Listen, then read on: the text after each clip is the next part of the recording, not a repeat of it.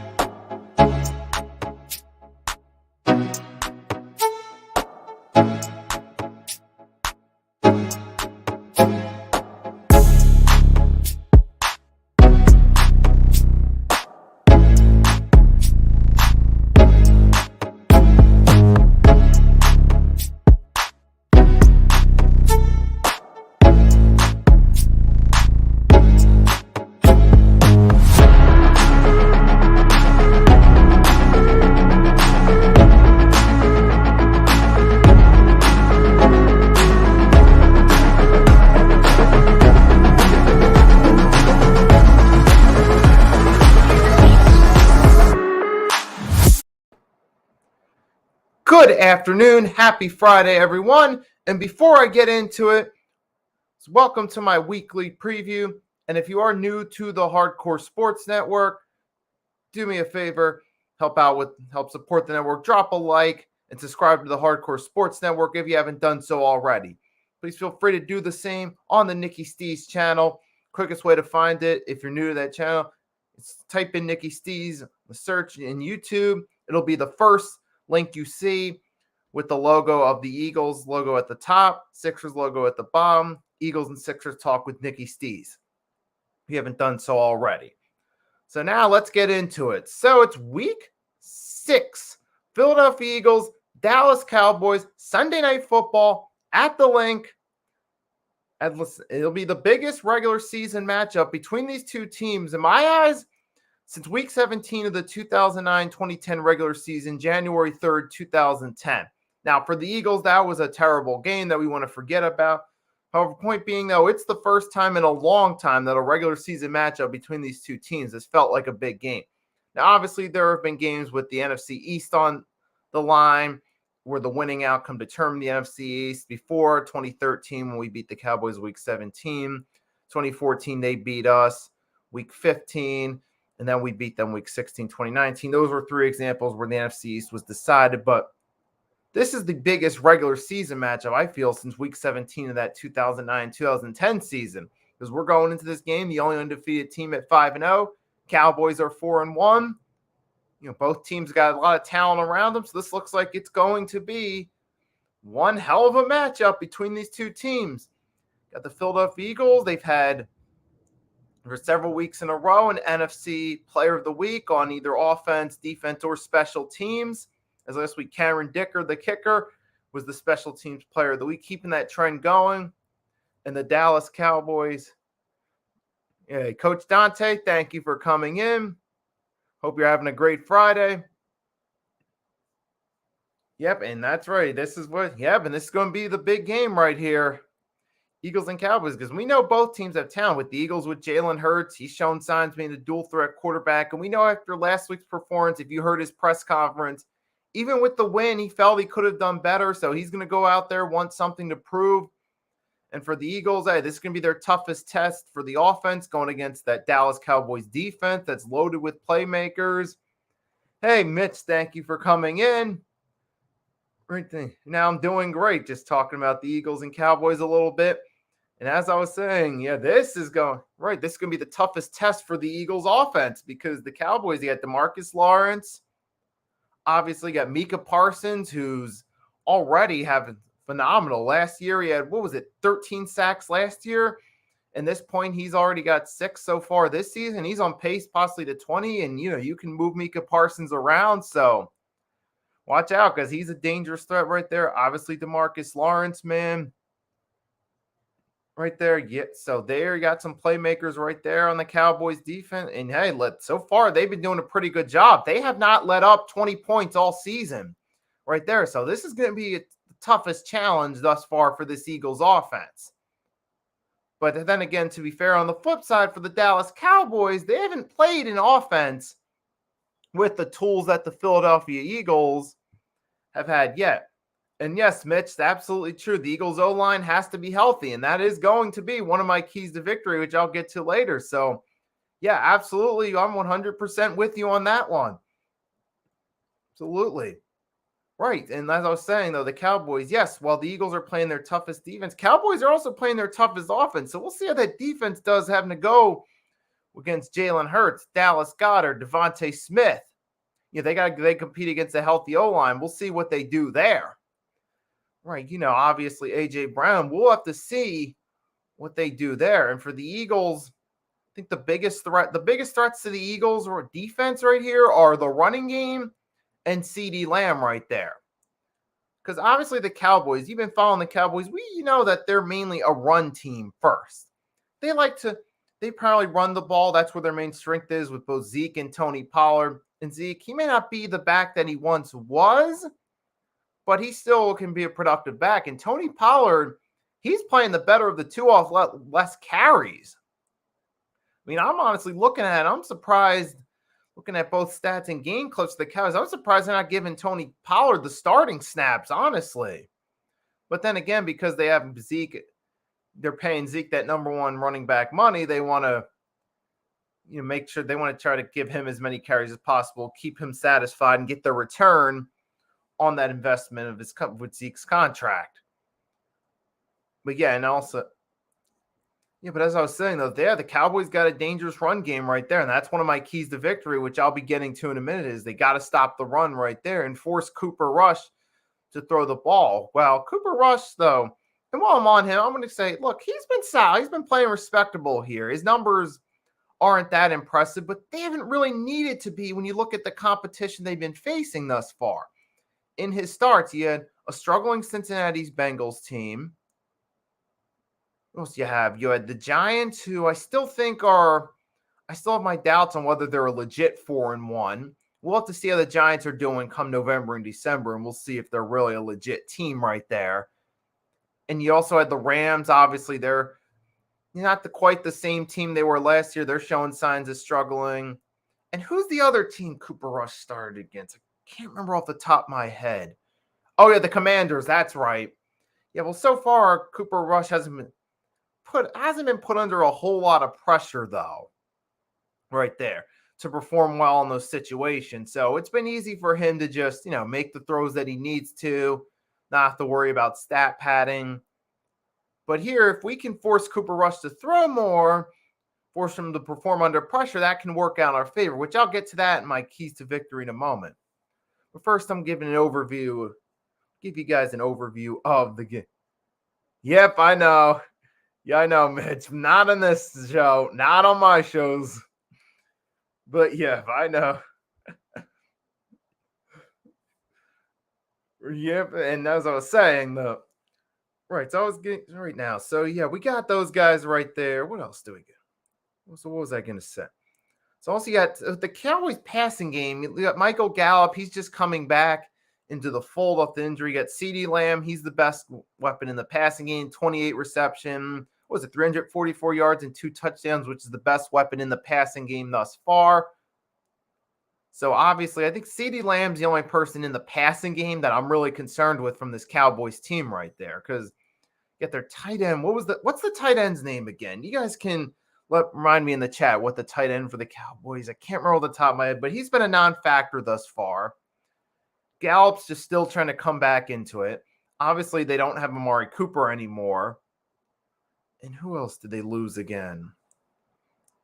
Because they lost some key players there, but yeah, obviously the passing game. So CeeDee Lamb is the biggest threat in the passing game, but obviously if you like Darius Slay, you're going to want to put big play Slay on him, and they might move Gallup from left to right, and Slay might just follow along with him the whole game.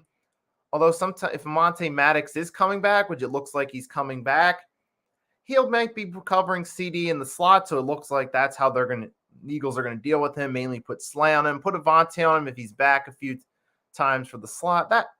So that's probably most likely how we're going to defend CeeDee Lamb. Obviously, you want Slay on him. We saw Slay, he shut down Justin Jefferson week 2. So we know that big play Slay is trustworthy to shut down these top receivers. So that's definitely the right guy you want on CeeDee Lamb through the entire game right there to shut him down. And also want to pull up the injury report real quickly. So what I'm going to do right now is I'm going to, on separate tabs like browser, I'm going to pull up the injury report. I'm going to take a look at that real quickly. Now, the injury report, though, give you a warning, it's not official going into Sunday yet, but here's where we stand right now. So first, I got the link to the Eagles Thursday injury report. Right now, we did get Kenneth Gainwell and Patrick Johnson were full participants in practice. And if you guys want to see this yourself, what I'm going to do is I'm going to put the link to it in the chat so you guys can follow. Although it is a long link, you know what? It is a long link, though. So,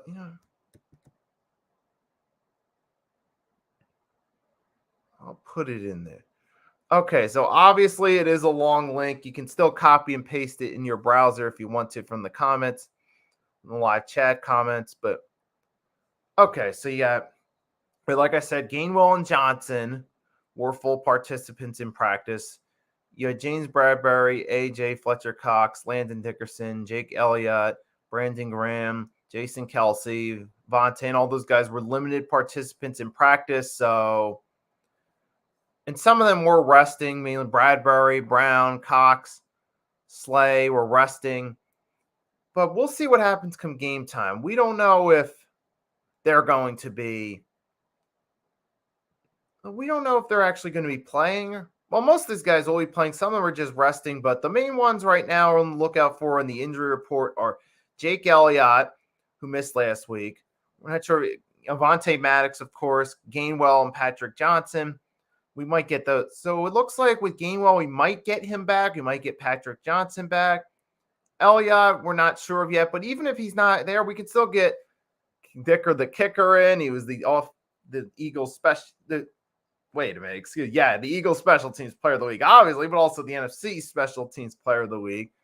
So that's where the Eagles injury report stands. And also, I'm going to take a look at the Cowboys injury report real quickly, too. We'll see where they stand headed into this matchup. There. So as of Thursday, the Cowboys practice report. So right now, the ones that are the most so we got running back Rico Dahlwood, who did not participate, but he's probably not going to be a factor anyway. You have DeMarcus Lawrence has been a limited participant in practice thus far with a chest injury. You got defensive back Jordan Lewis with a groin injury. He's back in there. Micah Parsons was limited on Thursday, but I feel like he'll be back in time anyway. Dak, it looks like he's only limited on Thursday, did not participate on Wednesday, so it seems like most likely Cooper Rush will be playing, in fact. Those are the main ones right there for the Cowboys. Right there. So, yeah, there's the main injury report right there. I'm hoping we get Avonte Maddox back. I hope we get Kenneth Gainwell back for us because with Gainwell, obviously, he'll help out in the run game. So it'd be nice if we can use him there for that. So I'm hoping he's back. I'm hoping we get Avonte Maddox back too. And as far as special teams, I'd like to have Elliott back, but with Dicker's performance last week, I'm confident that Dicker the kicker, if needed to play, can come through for us there. So I'm not as worried about Jake Elliott because I'm confident in our backup kicker right there. And one of the main concerns I have is the O-line staying healthy, which I'll get to that in a second, my keys to victory. So about to switch helms for a minute. Let's talk about the Eagles' keys to victory in this matchup against the Dallas Cowboys. So let's start. One of the main keys, obviously, is that the Eagles' defensive line, they need to stop the run. Because this Dallas Cowboys offense, we know their main strength is the running game. I alluded to it in the early minutes of this show. I talked about right there with the Cowboys that Zeke and Tony Pollard have been doing a good job running. That's where they get most of their offense from. Because even Ezekiel Elliott, he's averaging 3.8 yards per carry. I mean, he's not, the same back what he was, but he gets him a lot of carries in some of these games. And as a result, he can do some damage with more carries. Like, take a look at his performance against the Rams. He had 22 carries, but he got 78 yards out of it. So, right, they kept feeding Zeke. And as time went on, he was able to put up his nice 78 yards on the ground through all of his carries. So that helped us. That helped the Cowboys right there. Here we go. Okay, so shout out to Banana Waterman. He's going to the Phillies game today. Shout out to him. Have fun at that. Hope you enjoy. And as I was saying, so Zeke, yeah, obviously Zeke's still a productive back. And Tony Pollard, he's another one to concern with up because you got Zeke, who, like I said, he's a productive back and he gets a lot of carries, but he can still put up nice numbers on a lot of carries. If they go by the model of feed Zeke more, guess what? He's gonna put up more numbers and help out that run. And then you got Tony Pollard on top of that, who he gets less carries. However, he gets more yards on those carries. Let's refer back to, case in point, the Rams game last week. Tony Pollard only had 8 carries for 86 yards. Let that sink in right there. Tony Pollard on only 8 carries at 86 yards. That's more than Zeke right there on his 22. So that means right there that Tony Pollard, he's a better all-around runner than Zeke currently when he gets the ball. And that's dangerous right there because with him getting less carries, he stays fresh longer and he adds to the run game on top of Zeke, who, okay, he's not the same back what he was, but when you feed Zeke the ball, it can be productive. Then not only, but if they're also feeding Tony Pollard the ball, that makes the run game even more deadly. So it's important that the Eagles obviously got to stop the run right there. One of the keys right there is to put Jordan Davis in the middle right there. Give him some more snaps right there. And let him be a role in stopping the run right there. Obviously, you can use Hassan Reddick too as well. This team tries to run up the middle, run at the outside. You can obviously have Hassan Reddick can help out with that right there. Even the other linebackers, of course, Kaiser White, TJ Edwards, those guys, they can play a role stopping the run. So, of course, mainly you're going to rely on the defensive line and the linebackers to try to stop the run right there. Because if you can stop the run, you take away, or at least contain the run and make their efficiency, keep their efficiency down to a minimum, you limit their strength on offense, which is running the ball, which is obviously a benefit for us right there. So obviously that helps us out right there. We can get those guys in there, get Fletcher Cox, Jordan Davis, Hassan Reddick, Kaiser White, TJ Edwards. Just get this whole defense in general, regardless of who it is, to stop the run, at least contain them to being less effective than they are used to being this season. Okay, that helps us out right there. And that ties into the second key to victory. If you hit key 1 down, key 2, force Cooper Rush to pass. Now, Cooper Rush, he's been solid mainly because they've been playing struggling teams for the most part. And Cooper Rush isn't forced to make plays. It's a lot easier for Cooper Rush to make plays in the games he's played in because he's not being forced to make those plays. Because, he relies mainly on his run game, on hitting the ball to his backs, Zeke and Pollard. And then, that just makes it easier for him when he is passing to just make the plays he needs to. He doesn't have to do anything crazy risky or take a huge gamble. So that helps out right there. But if you take away that strength of the running game, you force Cooper Kupp to make some throws, he hasn't, in clutch situations, there's a good chance you're going to see Cooper Kupp get exposed as just a solid game manager backup quarterback. Because if he's being forced to make some throws, because he doesn't really have that many good wide receivers, you take away that, you got to take away CeeDee Lamb. What does he have really to throw to? And also, I'm going to give a shout out to Shannon Sharp because he said on Undisputed that one of the keys there is to force Cooper Rush to pass. Cooper Rush. Right, because who does he really have there besides CeeDee Lamb? Think about it. And for me, I can't think of anything. I mean, Michael Gallup maybe, but even then, he's not fully back at 100% yet. He's still a little rusty from his ACL injury. So outside of that, who does he really have to throw to? So if you can force Cooper Rush to throw a lot of passes, well, he doesn't have that all those weapons around him that Jalen Hurts has on the Eagles side, it's going to be a little bit tougher for Cooper Rush right there. And if can force and defense can make some plays on it, he could be forced to throw the ball Darius Slay's way or James Bradbury way or CJ Gardner-Johnson's way. And we could get some picks off of it possibly. You can get some nice deflections off of it. So that can help us out right there if we just force Cooper Rush to throw, put him in a situation he's not comfortable with, and use that to our advantage right there. And another key right there. Now, this is going to be I'm going to kind of two keys into one here. Effective passing and testing Trayvon Diggs. So I'm going to tie those into one right here. Obviously, effective passing, it's a key right there. And it really would help. Obviously, it helps us out right there. Here, if we can get the ball off effectively, get the ball to Goddard, get to A.J. Brown, get to Devontae Smith. Obviously, we can convert on those 3rd and longs right here like we did in that final drive last week against the Cardinals. That can really help us out right there. We can get the deep ball off right there. Obviously, get A.J. Brown involved, Devontae Smith involved, Even to get Zach Pascal. And here's another one, Quez Watkins. Here's a guy that I think can be effective in the deep passing game. You get Quez Watkins there because we know he has the speed. And we saw it week 2 with that touchdown against the Vikings. We know he can make that happen. Although Watkins did have a drop last week, but to be fair, there was a nice hit late on him during that drop touchdown pass last week. So I'm not going to completely hold that against Quez Watkins, but I do think we should at least give him some looks in the passing game as well.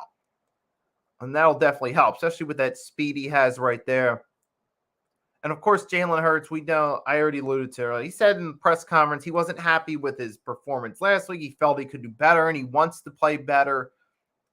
And he wants to, do better at the things he can control, is what he alluded to. So I definitely do think Hurts is going to come in here with something to prove right here, looking to redeem himself, which I love that attitude right there. And I certainly hope he plays better individually. I mean, it's not that he played horrific last week against the Cardinals, no, but there were some questionable passes like that play to Jalen Thompson that was a pick, but it was ruled incomplete, which we caught a lucky break on in the first half. Right there. Obviously, he's got to make better throws than that right there. So Jalen Hurts right there. Yeah, obviously, he's got to do a good job passing. And I would like to see him roll out of the pocket to make some passes, roll to his left or his right.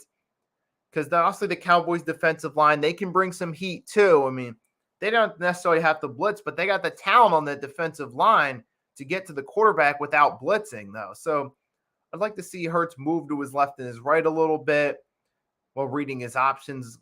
So I think that'll help us out in the passing game too. Obviously, Hurts, if needed to, can run. We know that's there because he is a dual threat quarterback. So that is a helpful thing too. This key's mainly focused on the passing game, so I'm emphasizing that point right there. And even too, I'd like to see the running backs get involved in the passing game because I think that'll help, especially some screen plays. You get Sanders, Gainwell if he's going to be playing. So you definitely want to get the running backs in the passing game as well, too. So I think that helps right there. So if we can be efficient in the passing game, definitely that's important, especially in today's NFL, man, where it's, it's a quarterback-driven league. You rely on your quarterback to make plays in the passing game. Yeah, you definitely got to do that right there. So that's a key right there. And here's another key. The offensive line needs to stay healthy. And shout out to Mitch Kovsky, head of the Hardcore Sports Network. He left a comment in here earlier pointing out that Eagles O-line has to be healthy, and I'll put that up for a second right there. He put that up earlier around 12:05, so about 20 minutes ago he left that comment. And that's one of the key points, too, is to keep that O-line healthy. And we saw it last week, too, with the Cardinals game. You remember when Landon Dickerson, Jason Kelce had to come out for a little bit? You saw our offense struggle a little bit right there to move the ball and get some points when those guys weren't in. And then when Dickerson and Kelce came back into the game, you saw them do better, which emphasizes the importance that this O-line needs to stay healthy. Now, especially in this game where the Cowboys have a lot of talent on the D-line and they can make some plays right here, it is important that that O-line stays healthy right there to keep Hurts protected so he doesn't get plummeted by this Cowboys D-line the whole game. So obviously Kelce, Dickerson, Johnson, those guys, they got to stay healthy in this one right here. so they can keep Hurts protected.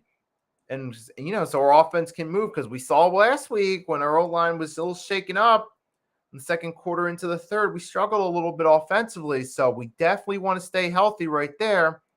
And plus, like I alluded to, this Cowboys D-line is much stronger, and this defense as a whole is a stronger defense than, obviously, the Cardinals. And there's one point I forgot to emphasize real quickly about the passing game.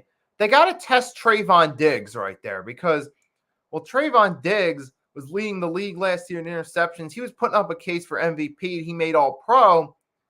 He's one of those either hit or miss defensive backs, because while he does make a lot of plays, he also gives up a lot of yardage too. So if you're the Eagles here, you want to test Trayvon Diggs with some of your top weapons and try to catch him by surprise, because he does have a habit of giving up big plays, and you want to take advantage of that here if you're the Eagles offense in this game.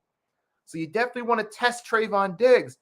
And when you get a receiver open on him, you got to go his way.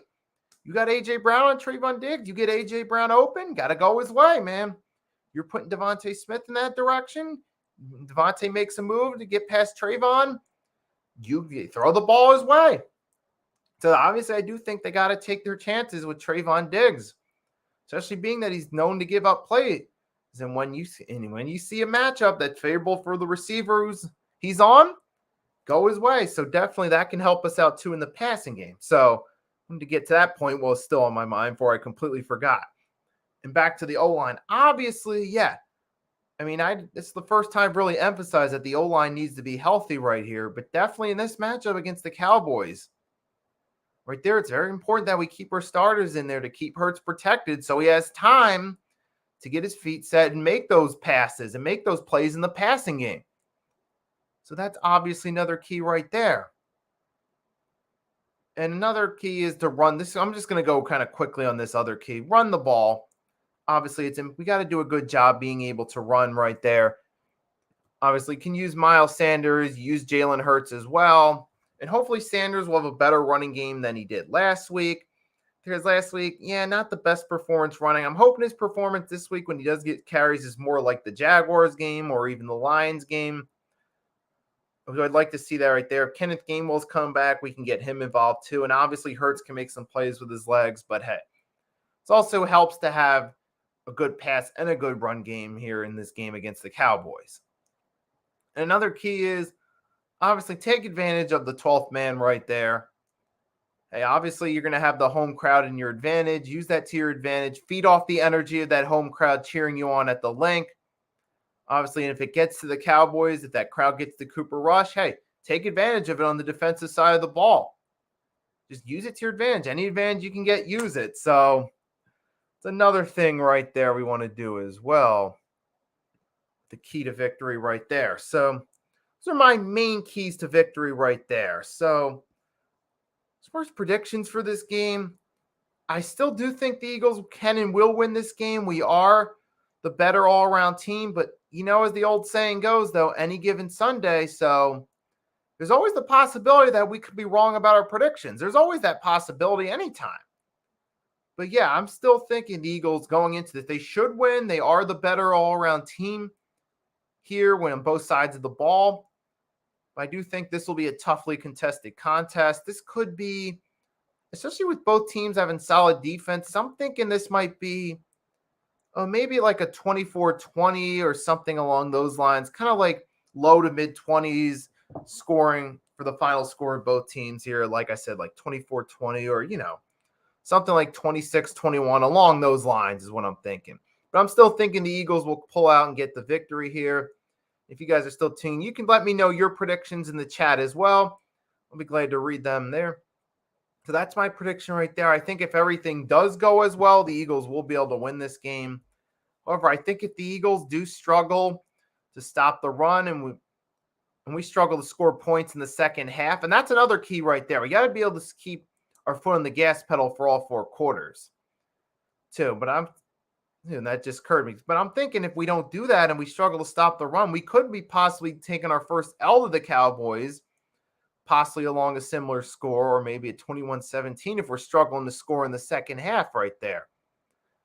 So, and hopefully that's not going to happen, but hopefully the Eagles will come out through. Like I said, I think if everything goes well, we can get the dub in a close game. But I think if we make some errors with, especially with stopping the run, and we make some errors offensively, particularly with scoring, or if the O-line gets banged up in this game as well, we could be talking about our first loss of the season here. We could be talking about the Cowboys in first place right here, because look, if the Cowboys win, they're in first place regardless. They already beat the Giants, and if they beat the Eagles, even if the Giants do beat the Ravens, okay, all three teams are 5-1.